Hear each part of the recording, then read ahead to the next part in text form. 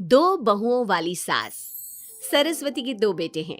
बड़े बेटे राम की शादी रज्जू से हुई है और छोटे बेटे श्याम के लिए लड़की देखने का सिलसिला जारी है। एक दिन रज्जू की माँ का फोन आता है और उसकी सास फोन उठाती है। हेलो, कौन बोल रहा है? दूसरी तरफ फोन पर रज्जू की माँ लीलावती बोलती है। हेलो समधन जी, मैं लीलावती बोल रही हूँ, रज्जू की माँ। अरे नमस्कार समधन जी, कैसी हो? बहुत दिनों के बाद याद किया आज। यहाँ पर तो सब कुछ ठीक है, बस मेरी तबीयत थोड़ी खराब है। अगर बुरा न मानो तो एक बात बोलूं? अरे कैसी बात कर दी आपने समधन जी, आपकी बात का बुरा क्यों मानना, बोलिए बोलिए। मेरी कुछ दिन से तबीयत ठीक नहीं है और यहाँ पर मेरी देखभाल करने वाला कोई नहीं। क्या आप रज्जू को कुछ दिन के लिए मेरे पास भेज सकती हैं? ठीक है, हम रविवार को रज्जू को छोड़ जाएंगे। इतना कहकर सरस्वती फोन काट देती है और अपनी बहू को आवाज लगाती है। रज्जू, ओ रज्जू, जल्दी यहाँ आना तो। क्या हुआ माँ जी, कुछ चाहिए था क्या? अरे नहीं, कुछ नहीं चाहिए। अभी तुम्हारी माँ का फोन आया था, उनकी कुछ दिन से तबीयत खराब है, वो तुम्हें बुला रही है। राम को फोन करके कह दे कल की 2 ट्रेन की टिकट करा देगा, मैं भी जाऊंगी तुम्हारे साथ। इतना सुनते ही रज्जू राम को फोन करके सारी बात बताती है और 2 टिकट के लिए बोल देती है। शाम को खाने के टेबल पर सब रज्जू के जाने की बात करते हैं। तब रज्जू का देवर श्याम कहता है। भाभी आज बहुत खुश लग रही हो, मायके जाने की इतनी खुशी, उफ। खुश क्यों ना हो देवर जी, कितने दिन बीत गए अपनी माँ से मिले, और इस बार तो मैं महीना 2 महीना रह कर ही आऊंगी। जब आपका मन करे तभी आना। अच्छा एक बात तो बताओ, वहां से क्या लाओगी मेरे लिए? देवर जी कहो तो देवरानी ले आओ। वैसे भी सभी घर वाले चाहते हैं कि आपकी जल्दी से शादी हो जाए। श्याम शर्मा जाता है और चुप हो जाता है। इतने में राम कहता है। रज्जू, तुमने जाने की सारी तैयारी तो कर ली है ना? कपड़े तो रख लिए ना? थोड़े गर्म कपड़े भी रख लेना, वहां ठंड होगी, और जल्दी आने की कोशिश करना। ठीक है, मैं जल्दी आने की कोशिश करूंगी बस। अगली सुबह दोनों जाने की तैयारी करने लगी। राम उन्हें स्टेशन छोड़कर घर वापस आता है। कुछ घंटों बाद रज्जू और सरस्वती गांव पहुंच जाते हैं। रज्जू अपनी माँ को देखकर बहुत खुश होती है। माँ, आप अपना बिल्कुल भी ध्यान नहीं रखती, कितनी कमजोर हो गई हैं आप। अब बेटा क्या ध्यान रखूं, उम्र भी तो हो गई है, ये बीमारियां तो लगी रहेगी। बहन जी आइए आइए बैठिए, मुझे बहुत अच्छा लगा कि आप भी यहाँ आई। अगले दिन सरस्वती अपने घर वापस जाने लगती है तो लीलावती से कहती है। बहन जी, ध्यान रखना आप अपना, आपकी तबीयत ठीक हो जाए तो आप भी रज्जू के साथ आ जाना। रज्जू के बिना तो घर सूना सूना लगेगा। अब सरस्वती अपने घर आ गई और घर की सारी जिम्मेदारी भी उस पर आ गई। एक दिन वो कपड़े धोकर छत पर सुखाने जाती है। बाल्टी में से टपकता पानी सीढ़ियों को गीला कर देता है और नीचे उतरते समय रज्जू की सास यानी कि सरस्वती देवी का पैर फिसल जाता है और वो गिर जाती है। ओह, अरे मेरी माँ मर गई, मेरा पैर तो गया। लेकिन घर में कोई नहीं था। सरस्वती जैसे तैसे अपने आप को संभालती जाकर कुर्सी पर बैठती है। वो अपनी बहू के बारे में सोचती है। अगर रज्जू होती तो मुझे संभाल लेती और घर भी संभाल लेती। अब घर के काम कौन करेगा? मैं डॉक्टर के पास कैसे जाऊं? बहुत दर्द हो रहा है। जब राम और श्याम घर आते हैं तो अपनी माँ की ऐसी हालत देखकर वो जल्दी से डॉक्टर को बुलाते हैं। डॉक्टर सरस्वती के पैर पर पट्टी बांधता है और उसे आराम करने की सलाह देता है। राम कहता है, माँ आप बस आराम करो, मैं रज्जू को खबर कर देता हूँ, वो कल ही यहाँ आ जाएगी। अरे रहने देना बेटा, उसकी माँ की तबीयत ठीक नहीं है, कुछ दिन में वो खुद ही आ जाएगी, उसे परेशान मत कर। माँ, अब हमें श्याम की भी शादी कर देनी चाहिए। कभी घर में कोई ऐसी परेशानी आती है तो कोई तो होगा घर संभालने वाला। आप और रज्जू की घर के काम काज में मदद भी हो जाएगी। कुछ समय बाद श्याम की शादी सीमा से हो गई। लेकिन सीमा ने तो आते ही घर में क्लेश शुरू कर दिया। वो छोटी छोटी बातों पर लड़ती और उसे देखकर रज्जू का भी बर्ताव बदल गया। एक दिन सीमा सुबह उठने में लेट हो गई और रज्जू ने नाश्ता बना दिया। सभी अपने अपने काम पर चले गए।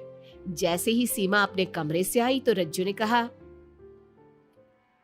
तुम साफ सफाई कर लो, मैं कपड़े धोने जा रही हूँ, जल्दी काम हो जाएगा। रज्जू की बात सुनते ही सीमा आग बबूला हो गई और कहने लगी, आज मैं उठने में लेट क्या हो गई? आप मुझ पर हुक्म चलाने लगी। मुझसे कोई इस तरह से बात करी है मुझे बिल्कुल भी पसंद नहीं है। अरे सीमा, ये किस तरह की बात कर रही हो तुम मुझसे? मैंने कोई हुक्म नहीं दिया तुम्हें। मैं तो बस काम को जल्दी खत्म करने की बात कर रही हूँ। उन दोनों की नोक झोंक सुनकर सरस्वती बाहर आ जाती है और दोनों को समझाती है। शाम को सब एक साथ खाना खाने लगे। लेकिन खाने के बाद जब सब अपने कमरे में चले जाते हैं और खाने की टेबल पर थाली यूं ही छोड़ देते हैं, सरस्वती को ये देखकर बहुत गुस्सा आता है। वो दोनों बहुओं को बुलाकर कहती है, तुम सब खाना खाकर चले गए, अब ये बर्तन कौन उठाकर रखेगा? मेरे लिए छोड़कर गई हो सारा काम। तुम दोनों को शर्म नहीं आती? अब दोनों बहुएं एक दूसरे के ऊपर बात टालते हुए फिर लड़ने लगी। ये देख सरस्वती परेशान हो गई। उसने दोनों को डांटा और उन्हें अपने कमरे में भेज दिया। सरस्वती ने जूठे बर्तन धोए। कुछ दिन इसी तरह चलता रहा। अब दोनों सास की नजरों में एक दूसरे को गिराने में लग गई। माँ जी, जब भाभी फोन पर बात कर रही थी ना, तो कह रही थी मैं अपनी मायके चली जाऊंगी तो देखते हैं कि कौन काम करता है। और ये हम सबकी बुराई कर रही थी वो। बहू, किसी की बात चुपके से सुनना गलत है ना? तुम आज के बाद ऐसा मत करना। अब तुम जाओ, मैं रज्जू को समझा दूंगी। सरस्वती ने रज्जू से बात करके उसे समझा दिया। लेकिन रज्जू को अपनी देवरानी पर बहुत गुस्सा आया। अब वो भी सीमा की चुगली अपनी सास से करने लगी। अगले दिन रज्जू अपनी सास के कमरे में जाती है और कहती है, मैंने सीमा को बात करते सुना था। वो देवर जी से कह रही थी कि अगर हम लोग अलग कहीं रहे तो हम ज्यादा खुश रहेंगे, रोज रोज की लड़ाइयों से भी बचेंगे। सरस्वती को इस बात पर गुस्सा तो बहुत आया, लेकिन उसने कुछ कहा नहीं। जब दोनों बहुओं को लगा कि सरस्वती उनकी बातों में नहीं आने वाली, तो उन्होंने रिश्तेदारों और पड़ोसियों से एक दूसरे की चुगली करना शुरू कर दिया। जब सरस्वती को ये बात पता चली तो उसने इनकी लड़ाई को शांत करने का उपाय निकाला। रज्जो, सीमा, यहाँ आओ दोनों।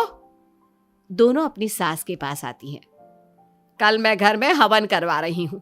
तुम पड़ोसियों और रिश्तेदारों को आने के लिए कह दो और हवन की सारी तैयारी कर लो। हवन का दिन आ गया। पंडित जी रामायण का पाठ करने लगे। माता सीता से महान कोई पत्नी नहीं। उन्होंने अपने पति के लिए सारे राजपाट, सुख सुविधाएं त्याग दी।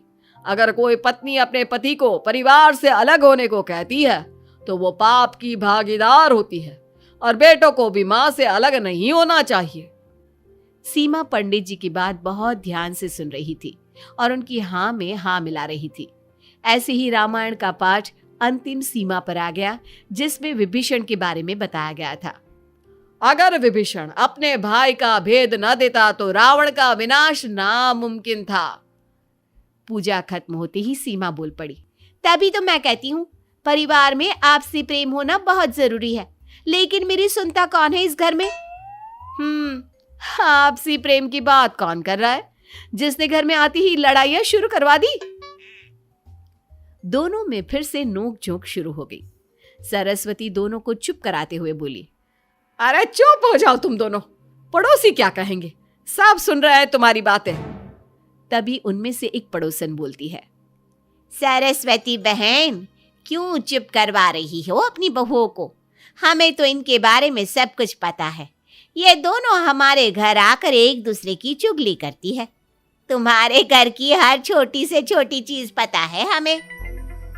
आंटी जी, हमने अपना समझ के आपको कुछ बता दिया तो इसका मतलब ये नहीं कि आप सबके सामने हमारी सास से हमारी शिकायत करेंगी। आप तो सबसे बड़ी चुगलखोर हो। सीमा की बात सुनकर सभी पड़ोसन उन्हें बुरा भला कहने लगी। उनकी बातें सुनकर दोनों बहुएं सबके सामने बहुत शर्मिंदा हुई। जब सब उनके घर चले गए तो सरस्वती ने अपनी बहुओं से कहा, अब तुम दोनों को तो बहुत खुशी होगी कि सारे मोहल्ले की औरतें हमारे ही घर में खड़ी होकर हमें ही सुनाकर चली गई। हमें काफी साल हो गए यहाँ रहते हुए, लेकिन आज तक किसी में भी इतनी हिम्मत नहीं थी कि हमसे ऊंची आवाज में भी बोल पाए। लेकिन आज तुम दोनों की वजह से ये सब हमारी बुराई कर रहे हैं। तुम दोनों ने ये सब अच्छा नहीं किया। सीमा, तुम्हारे इस घर में आने से पहले हम सब बहुत प्यार से रहते थे, लेकिन ये सब लड़ाइयाँ तुम्हारे आने के बाद शुरू हुई है। आज के बाद तुमने घर में किसी से भी झगड़ा किया तो मैं तुम्हें तुम्हारे मायके छोड़ाऊंगा, समझी तुम? ये बात सुनकर सीमा रोने लगी और सबसे माफी मांगने लगी। पंडित जी भी ये सब देख रहे थे। उन्होंने सबको शांत करवाया। कृपया आप सभी शांत हो जाइए, गुस्से से तो बात और बिगड़ जाएगी। अगर आप दोनों बहुएं मिलकर रहती, घर की बात घर में रखती, तो कोई आपसे कुछ कहने की हिम्मत नहीं करता। आज आपको इस बात का एहसास तो हो ही गया होगा। औरत ही तो होती है जो मकान को घर बनाती है। अब भी कुछ नहीं बिगड़ा, आप दोनों प्यार से रहो। आपके पड़ोसी और रिश्तेदार अपने आप चुप हो जाएंगे। पंडित जी की बात दोनों बहुओं की समझ में आ गई। अब दोनों प्यार से रहने लगी। इसी तरह समय बीत गया। अब पड़ोस की औरतें उनके प्यार की मिसालें देने लगी।